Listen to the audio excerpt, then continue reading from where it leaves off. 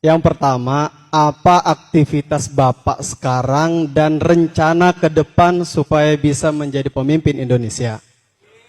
Amin. Ya. Yang kedua, bagaimana tips Bapak legowo menerima takdir tidak jadi presiden dan di PHP-in calon gubernur Bapak? Jazakumullah khairan. Assalamualaikum warahmatullahi wabarakatuh. Namanya siapa? Rifai Al-Haq. Pak Rifai. Apa rencana berikutnya? Atau apa rencana Bapak sekarang?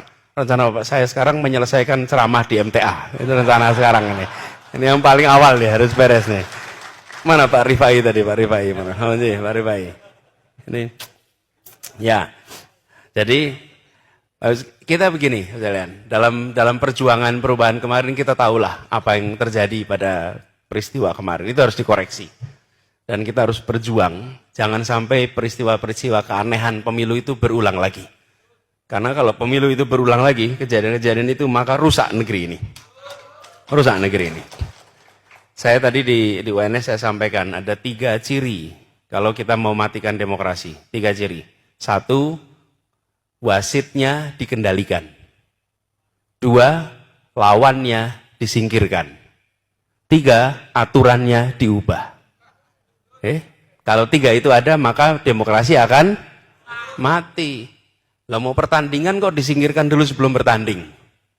Itu nomor 2 tuh. Nomor 1 adalah wasit dikendalikan. Ini tidak boleh terjadi. Jadi saya merasa kita berjuang terus, Pak.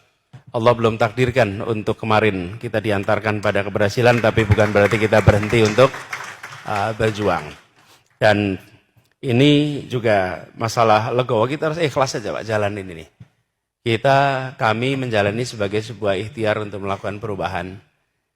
Kami kemarin sampaikan, bila kemenangan itu diantarkan kepada kita, maka memang Allah berikan kita kesempatan. Tapi bila tidak diantarkan kemenangan itu, maka Allah sedang melindungi kita.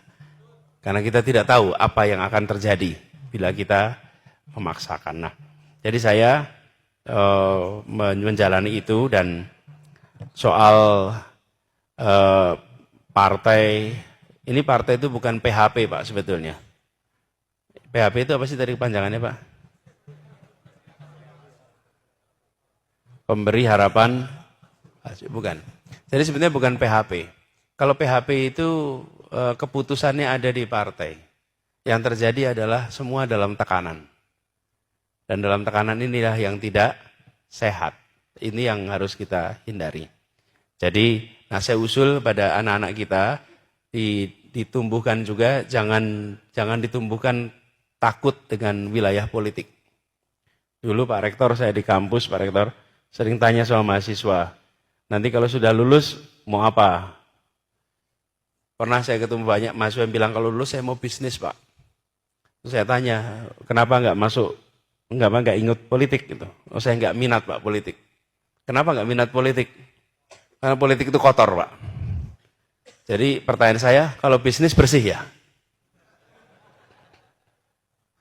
Iya, kotor dan bersih itu bukan sektor.